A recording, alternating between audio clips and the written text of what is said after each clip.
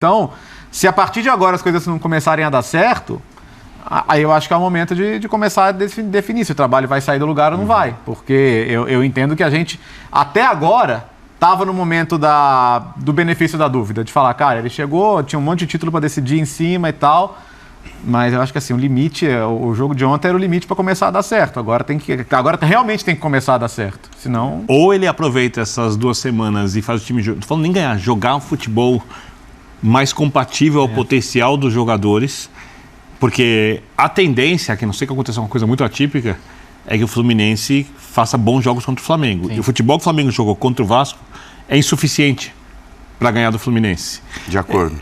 Precisa melhorar o padrão de jogo. Outra coisa é o Gabigol, né? O que tem rendido ou deixado de render. E eu acho que essa é uma boa pergunta para vocês. Qual é a parcela, se é que existe, do Vitor Pereira no baixo rendimento do Gabigol?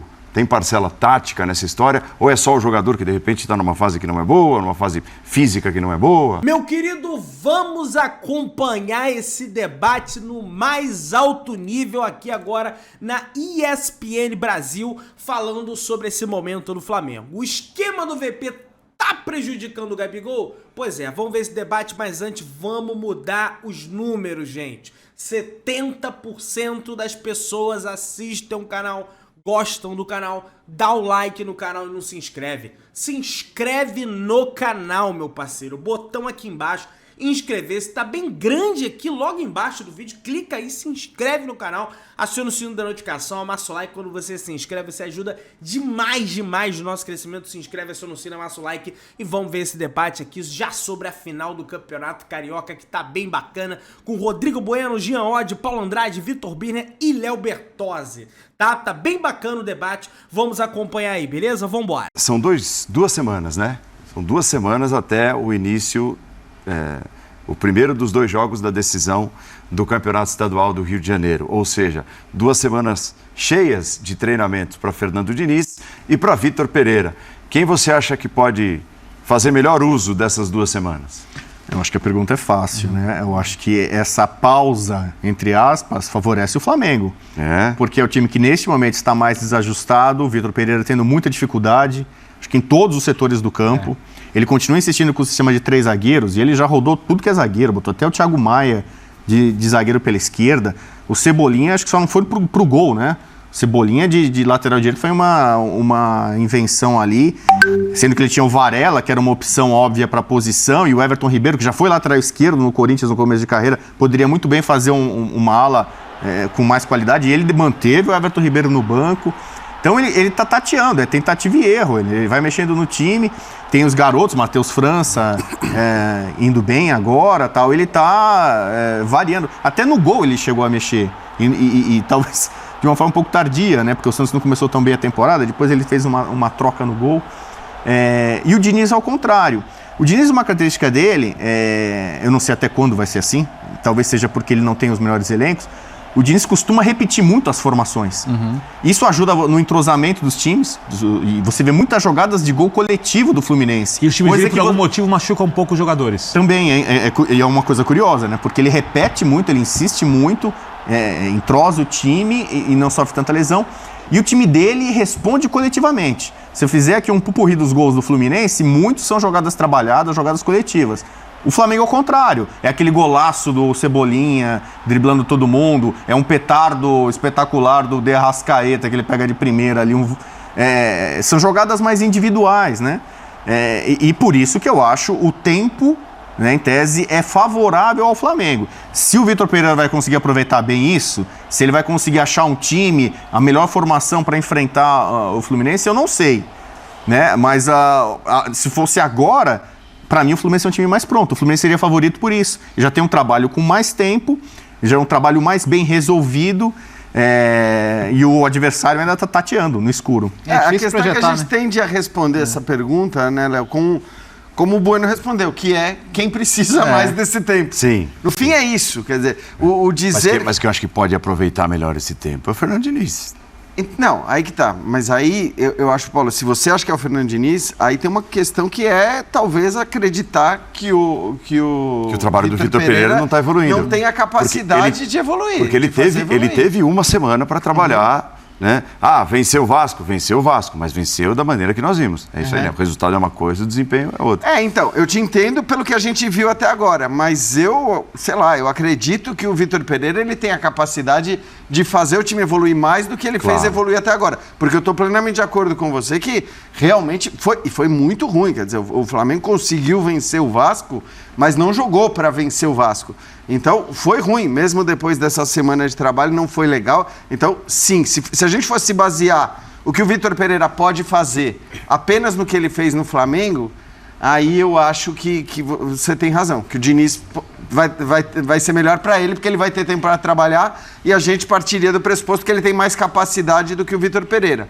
Mas eu acho que o Vitor Pereira tem capacidade. Não é possível que ele não consiga fazer um elenco desse nível evoluir e não é possível que ele ache que dependa de reforços para fazer o Flamengo conseguir jogar em alto nível e brigar por títulos, né? Porque agora tem sido já, de vez em quando, essa a declaração. Foi assim depois do jogo contra o Vasco, foi assim depois do jogo contra o Fluminense, mas quando eu digo quem vai aproveitar melhor o período, a tendência é, a margem de melhora do Flamengo é tão maior do que a margem de melhora do Fluminense, que já está mais próxima do seu melhor futebol, que eu acho que a tendência, eu tô com o Bubu, seria o Flamengo aproveitar melhor. A questão física também, né? O Arrascaeta precisa voltar, o Gabigol não está na sua melhor forma. Sim. Então talvez os jogadores do Flamengo precisem um pouco mais de preparo, né? E a evolução física vai acarretar em evolução técnica, tática depois. Até nisso também acho que importa. Acho que o último Fla-Flu não vai servir muito como base, porque foi uma formação muito experimental do Flamengo, então não sei se dá para tirar muitas conclusões e trazer para cá.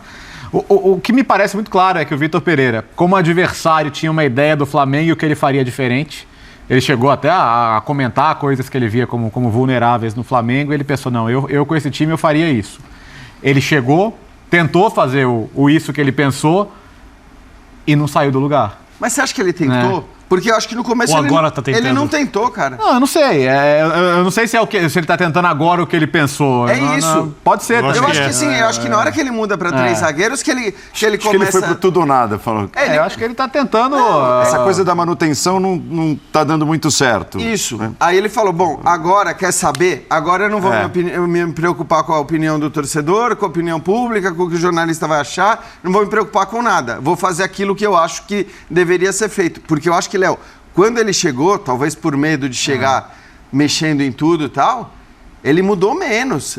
O problema de recomposição dos lados do campo, ele não tentou resolver na primeira escalação. Eu diria que ele, num primeiro momento, desfez ali o losango, depois ele voltou, quer dizer, alguma coisa do desenho ele alterou. Mas não nas peças. Não nas peças, quer dizer, tirando a obrigatória, que era não ter mais o João Gomes, mas já discutimos muito sobre isso aqui. Então, o ponto é que, assim, os jogos banais, que eram poucos, porque o Flamengo tinha 3 títulos para disputar esse ano, já acabaram. Um Fla-Flu no final já não é banal. Então, assim, teste acabou. Né? Acabou, não tem. Agora o próximo jogo já é um jogo, já é uma final, já é um jogo decisivo. Então, se a partir de agora as coisas não começarem a dar certo, aí eu acho que é o momento de começar a definir se o trabalho vai sair do lugar ou não vai. Porque eu entendo que a gente, até agora, estava no momento do benefício da dúvida, de falar, cara, ele chegou, tinha um monte de título para decidir em cima e tal. Mas eu acho que assim, o limite, o jogo de ontem era o limite para começar a dar certo. Agora realmente tem que começar a dar certo. Senão. Eu acho que também concordo contigo, porque já nós estamos no futebol brasileiro. E no futebol brasileiro, ou ele aproveita essas 2 semanas e faz o time. Não tô falando nem ganhar, jogar um futebol mais compatível ao potencial dos jogadores. Porque a tendência, que não sei que aconteça uma coisa muito atípica, é que o Fluminense faça bons jogos contra o Flamengo. Sim. E o futebol que o Flamengo jogou contra o Vasco é insuficiente para ganhar do Fluminense. De acordo. Precisa melhorar o padrão de jogo. Até porque depois tem o Campeonato Brasileiro. E não dá para o Flamengo ficar dependendo das Copas, do que vai acontecer no mata-mata, para o Flamengo ter, digamos assim, um ano feliz. Lógico que o Flamengo tem condições de ganhar as Copas, mesmo sem jogar o melhor futebol do mundo, como aconteceu ano passado. O torcedor do Flamengo sabe disso e terminou a temporada com uma temporada de grande sucesso, mesmo não sendo, quando a gente fala do desempenho da equipe, do que é possível o time jogar, do que a equipe jogou e assim por diante. E eu acho que ele não vai ter muito mais tempo para treinar, ou seja, ele não precisa chegar contra o Fluminense e ter o time pronto, longe disso, mas ele precisa ter outro nível de jogo. Nem que o nível de jogo não dure os 90 e poucos minutos, mas que jogue 70 minutos bem, 65 minutos bem, 80, num nível mais com a cara do Flamengo. Porque depois disso, a diretoria realmente vai ter que pensar. Porque ou ela vai e mantém o técnico e fala, olha, eu vou manter e vou segurar o máximo possível, e se der seguro até o final do ano, seja como for, porque acho que ano que vem vai funcionar, se ela estiver vendo alguma coisa ali. Então. Porque tem uma outra coisa também. Não é todo ano que você vai trocar de técnico, vai chegar um outro técnico, ele vai dar uma organizada ali dentro do que é possível no time, e o time vai ganhar a Copa do Brasil e a Libertadores. Embora no Flamengo isso não é um padrão. Tenha mais chance de outra coisa, mas diminui a chance de ganhar, concorda? Claro. Essa questão. Sobre diminuir a chance de ganhar, Biner, acho que eu penso o seguinte sobre campeonato de pontos corridos. Ele em geral, ele tá ali para o time que tem melhor elenco não depender do sucesso nas Copas para ser feliz. Quer dizer, então, o time que tem o melhor elenco no futebol brasileiro, e esse time acho que é unânime, é o Flamengo, melhor elenco, tá? Não é o melhor time. Não é quem joga mais e não é quem é mais organizado e nada. Mas o melhor elenco, quem tem o maior potencial no futebol brasileiro é o Flamengo. Em geral, o time com maior potencial, ele tem que entrar no Campeonato Brasileiro pensando que aquilo ali é o que vai lhe garantir a felicidade. E é o campeonato mais difícil de todos. E é o mais difícil, claro que é o mais difícil. Mas por ser o mais difícil, é aquele que, se o time com o melhor elenco estiver jogando no máximo, fica meio que inacessível para os demais. Claro, se você tem elencos muito parecidos, essa briga ela tende a ser bastante apertada e tudo mais. Mas o elenco do Flamengo é um elenco muito forte, é um elenco que poderia jogar muito mais do que joga.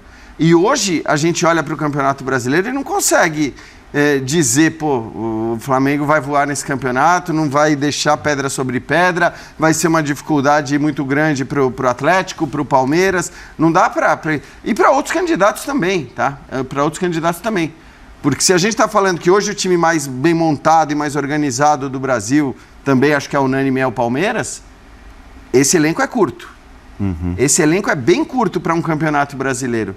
Então, imaginar que o Abel vai conseguir fazer o que fez na temporada passada, porque foi uma campanha gigante, você ganhar um campeonato por pontos corridos e ser eliminado onde foi nos mata-matas, com todas as controvérsias e tal, cara, não é fácil. E não acho que isso vai acontecer novamente. Então, eu acho sim que o Flamengo ele tem que evoluir e não pode acontecer o que aconteceu na temporada passada, que foi começar o campeonato perdendo ponto atrás de ponto, atrás de ponto, e vendo o Palmeiras deslanchar. Ontem ele tira o Gabigol, relativamente no começo do segundo tempo, 14 minutos, né, do segundo tempo, estava 1-1 o jogo, e aí você olha na rede social, né, é até divertido, os dedos apontados ali, tirou o Gabigol, como é que pode e tal, e todo mundo fica esperando o desfecho da história e o que vai acontecer no jogo depois de ter tirado o Gabigol. Esse é o primeiro ponto. Tirou o Gabigol, ali. O que significa emblematicamente tirar o Gabigol e foi vaiado e tudo. Outra coisa é o Gabigol, né? O que tem rendido ou deixado de render. E eu acho que essa é uma boa pergunta para vocês. Qual é a parcela, se é que existe, do Vitor Pereira no baixo rendimento do Gabigol? Tem parcela tática nessa história? Ou é só o jogador que, de repente, está numa fase que não é boa, numa fase física que não é boa? Acho que uma coisa leva a outra, porque a dificuldade que o Flamengo tem para criar, né? Por exemplo, o Bu lembrou a tentativa com o Cebolinha ali pelo lado como ala. O Flamengo não gera mais aquela impressão de que toda vez que a bola passa do meio de campo vai sair em uma situação de perigo.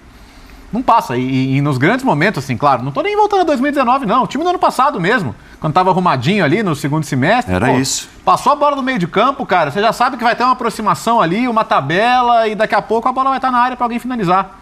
Né? E não é a sensação que você tem hoje. Então, por mais que o Gabigol não seja só o atacante que depende da bola no pé dele para fazer, ele não está no melhor momento técnico também, não é absolvê-lo por completo, mas eu vejo o Flamengo com uma dificuldade criativa hoje que é raro para os jogadores que tem. Agora, tinha uma coisa que tem um pouco o dedo do técnico, acho eu.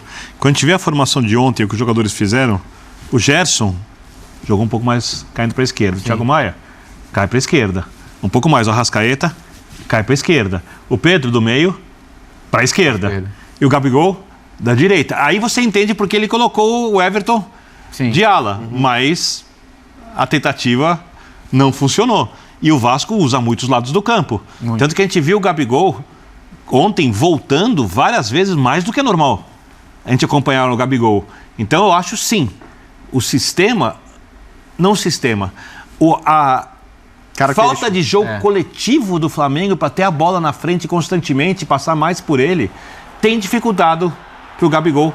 Sim, não é nem a posição dele, porque com o ano passado, por exemplo, ele foi muito bem jogando nessa posição. Não porque fez muitos gols, fez os gols da Libertadores, mas não porque fez muitos gols, mas acabou sendo um grande assistente do Flamengo, do Pedro, e foi essencial para o Flamengo conquistar os 2 campeonatos.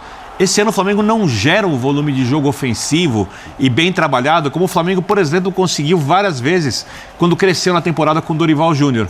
E ele, como está jogando um pouco mais aberto e tendo que recuar mais, porque os lados do campo são um dilema para o Vitor Pereira, tanto é que os 3 zagueiros com 2 alas que podem jogar tanto no meio de campo quanto na linha de 5 dos zagueiros, são para solucionar isso, mantendo os jogadores de frente. Essa falta de volume de jogo ofensivo obriga o Gabigol a voltar mais vezes do que o normal. E ele está apanhando por conta da falta de jogo coletivo, sim. Tá mais difícil para ele, eu acho. O Gabigol foi, talvez, o cara que mais se doou na era Dorival, né? Eles já tinham trabalhado juntos no Santos. Ele cedeu o protagonismo para o Pedro, né, como centroavante. O Dorival conseguiu colocar os 2 depois da lesão do Bruno Henrique. E o Gabigol, que tem um certo ego, né, um pouco de estrelismo ali e tal, ele jogou muito pro coletivo, como ele se matava, como ele se doava. Mas mesmo nesse período, sendo destaque, ele estava desperdiçando muitos gols. Até fazia gols, mas desperdiçava muito. Só que aí o time está ganhando e ele faz um outro gol. Então, as falhas, erros técnicos do Gabigol passavam meio que desapercebidos. É que ele criava muito também. Ele desperdiçava muito. Ele desperdiçava muito, é verdade, mas ele criava algo que ele não está criando hoje. Tinha uma associação com o Everton Ribeiro que não está jogando muito boa do lado direito. Para essa temporada, ele continua desperdiçando algumas oportunidades que um atacante do nível dele normalmente não pode desperdiçar. Falando em boa quantidade. Eu acho que ele se apresentou, e aí é uma questão talvez de planejamento, diretoria, que a gente discutiu na época do Mundial do Flamengo. O Flamengo talvez tenha dado muitas férias, ou descansou demais os jogadores, e alguns têm mais dificuldade de retomar a melhor forma, adquirir o peso ideal, e até naquela impressão visual, né? Mas você vê volume de jogo ofensivo do Flamengo daquele setor? Eu não vejo. Não, por isso que eu não estou conseguindo entender dele. Por isso que eu consegui te interromper e falei sobre característica. Que você ter muito canhoto, né, especialmente do meio para frente, meio que de forma instintiva você torna o time penso. O Flamengo é assim. O Thiago Maia pega a bola, ele vai pro lado esquerdo. Você dá a bola pro Gerson, ele já meio que já vira pro lado esquerdo, uma coisa meio que automática. O quarteto morreu? Morreu é exagero. Eu acho. Mas aquela coisa assim, né? Tipo assim, você parte do quarteto. Então, é o quarteto e mais 7. Sabe como eu fui rápido? Até porque o quarteto hoje em dia, até porque o quarteto, ideologicamente, sem pensar no futebol na prática, ia virar um quinteto, né? Por causa do Gerson. Sim. Mas morreu. Complexo, né? A gente pode dizer que morreu complicado. a partir do momento que ele mudou o sistema. Quem acabou pagando foi o Everton Ribeiro, que aí é aquela história, né? O Everton Ribeiro, do ponto de vista tático, que era a grande questão, continua sendo a grande questão, jamais se justificaria a saída dele, taticamente falando, mas aí ele olha também para a questão técnica, ele olha para a questão dos jogadores que podem resolver um jogo e resolve deixar aqueles com maior capacidade de decisão de um jogo dentro de campo. Eu só acho curioso nessa discussão toda de sai Arrascaeta, ele é xingado até a última geração, sai o Gabigol, é a mesma coisa. Eu queria destacar um ponto positivo, que é o fato de que os envolvidos não reclamam, como tanta gente reclama. Então, no caso do Arrascaeta, me parece até um absurdo. E era um temor, né? Claro. Porque assim, a gente imaginava que, como é que vai ser para um cara que não tem lá um relacionamento mais caloroso com os elencos, e a gente sabe que assim, dele com os caras? quando começar a ter de tirar um ou outro. E é preciso dizer que isso o Paulo Sousa não teve, né? O Paulo Sousa teve uma rejeição imediata e escancarada. Agora, no caso, vou até confessar, porque assim, eu acho que o comportamento do Gabigol, nesse aspecto, ele vem sendo exemplar. O tempo todo. Em toda a entrevista, estamos com eles, mas não é aquela entrevista estamos com ele burocrática, protocolar. Não, é uma entrevista de estamos com ele, quem diz, gente, vamos parar com isso, porque não é isso que vai mudar as coisas, não é isso que vai resolver. Ele tem falado, acho que com palavras que me convencem, pelo menos quando ele fala a respeito disso. E eu confesso que, por ser o Gabigol, com todas as características que o Bueno já citou, com toda essa particularidade, nesse jogo especificamente contra o Vasco, a hora que eu vi a plaquinha ali com o número dele para sair, eu falei, agora eu quero ver. Agora é o teste de fogo. Cara, e ele saiu aplaudindo, ele saiu incitando o time, os companheiros. Então, assim, não é um problema para o Gabigol. Não é um problema para a Arrascaeta sair eventualmente de campo. Não tem sido. Não tem sido um problema. Eles não, e acho que no caso do Arrascaeta é ainda mais compreensível por todos os problemas físicos, né? Na sequência que a gente sabe que ele tem há muito tempo já, faz muito tempo que isso existe. Então, assim, eu acho que seria mais inteligente por parte de uma parcela da torcida não gerar esses problemas quando os caras saem, quando os caras são... Claro, de novo, o torcedor tem o direito de chiar, de reclamar, de xingar quem bem entende. Mas eu acho que não é inteligente você, de repente, gerar um ambiente negativo criticando uma troca que o próprio jogador envolvido na troca, o próprio jogador que deixa de campo, entende porque o técnico está E o Everton Ribeiro, que troca. entrou no lugar dele, tem exatamente a característica para jogar ali. Jogava ali antes... Jogava ali com o tempo do Jorge Jesus, o jogador que veio do lado direito, para dentro, com o lateral passando no corredor, jogando no setor, que mais facilita para ele, até facilita um pouco mais do que em tese facilitava no passado, quando ele jogou muito bem com o Dorival.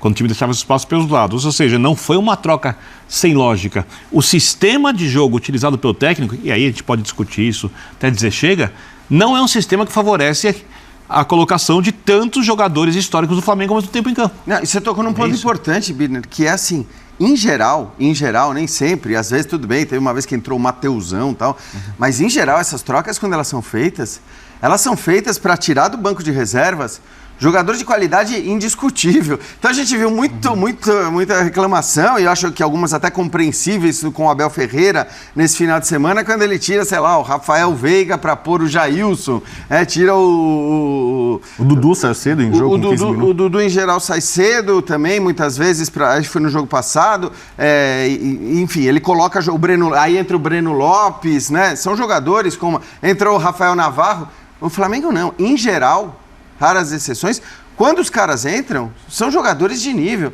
Então entra o Cebolinha, entra o Everton Ribeiro. E isso com 5 trocas quantos times podem manter esse nível de troca com 5 vantagem trocas? Então assim, acho que não tem por que fazer tanto barulho em relação às trocas especificamente quando os próprios jogadores não reclamam. Mas claro, há o que se reclamar e o que se contestar em relação ao que o Flamengo não tem conseguido jogar com esse elenco. Olha, meus amigos, eu concordo em gênero, número e grau com os companheiros ali. Em relação ao elogio dado ao Vitor Pereira, em relação à crítica. Em relação ao elogio, de fato, ele substituiu e o time do Flamengo melhorou, tanto é que o jogador que ele botou foi o que sofreu o pênalti. Agora, o futebol do Gabriel está sendo extremamente prejudicado. Eu vejo muita gente criticando o Gabigol. Tudo bem, ninguém tem crédito eterno no Flamengo, tem que criticar mesmo, mas o Gabriel está sendo prejudicado por esse esquema. Ele está se doando, ele está correndo, mas não tem chances criadas por esse esquema. Concordo muito com o Vitor Birner. E sobre o aproveitamento desses 15 dias, já vai deixar de aproveitar 3, né? Porque a diretoria bonitona do Flamengo deu 3 dias de folga. Ah, Pedro, você é fisiologia? Meu amigo, o Flamengo, nem que seja dentro da sala, mostrando vídeo, o Flamengo precisa de treino. E muito se reclama de falta de treino. Quando tem um tempo, aí dá 3 dias de folga. Como é que pode um negócio desse? Você fica 3 dias de folga no teu trabalho? Ah, mas o trabalho deles é de alta intensidade. Beleza, e o serviço de carregador? Descarregar caminhão, bater laje, bater pedreira, é leve intensidade? Ah, gente, faça meu favor, isso é uma vergonha, rapaz. Se inscreve no canal, aciona o sino da notificação, amassa o like.